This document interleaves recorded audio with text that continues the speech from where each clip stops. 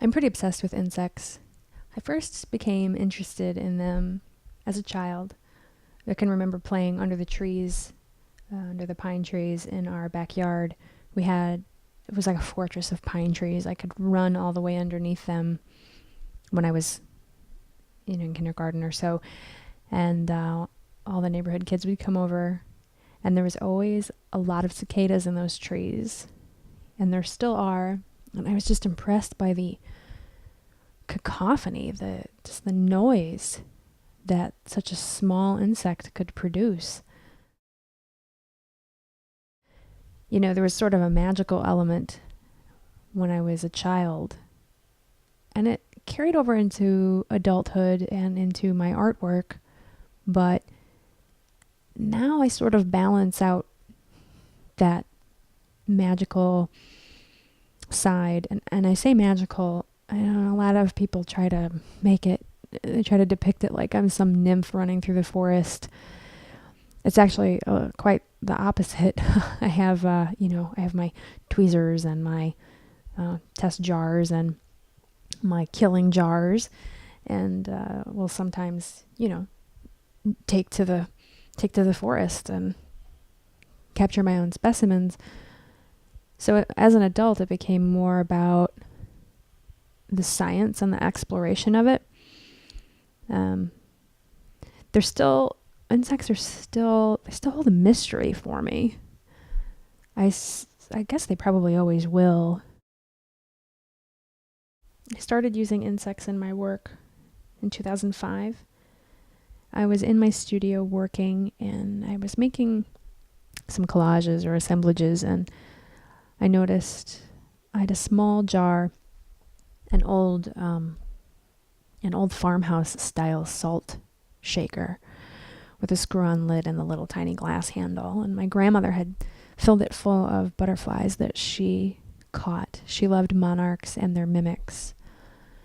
And I took a few of them apart and started putting them into assemblages. It sort of took off from there. And I think a year after that, I built the beetle abacus, a working abacus made entirely of beetles, which was a pretty fun piece to make, and people love to touch, of course, obviously. From there, I had some pretty grand plans, but while I love working with the specimens, I started to sort of become a little disappointed with creating something out of other materials. I wanted to start creating something with my own hand, so I started drawing and painting and storytelling on paper and on canvas using the insects and using all the research that I'd done. I do quite a lot of research about insects and their myths. So I'm very interested in the behavior of insects and the mythology that comes out of that. Like, wasps were said to spring from the bodies of dead horses. And that in one way is true, because wasps, a lot of wasps are parasitic, so they will spring from many different types of bodies. But people used to think that that's where they came from, or from mud, because many insects need to imbibe mud or salt to procreate. And then there's the myth of Eos and the cicada singing to her forever. That's one of my favorite ones. So I guess it all goes back to cicadas for me, because that's an insect that sort of lives in my inner landscape.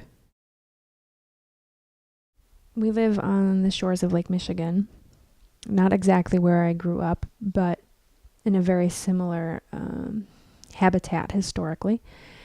And it's just amazing to watch the insect activity that happens here. So I get a lot of my specimens actually from where we live. And I use what we find at the beach. I use what comes to the end of its natural life cycle outdoors, like the cicada killer, which is a giant wasp that drags up to 16 cicadas into a burrow underground and lays an egg inside of each of the cicadas, and the wasp larva develops and eats the cicada from the inside. I like to joke that I have a dealer in China because many of my specimens, like the more exotic, the Goliath beetle or the really amazing butterflies, and many of my beetles, they come from a dealer in China, and he sources them from around the world. So, but I do like to find, insects that have come to the end of their life cycle, and the occasional headless dragonfly and that sort of thing. They're really fun to draw. They're really exciting to see in their natural habitat.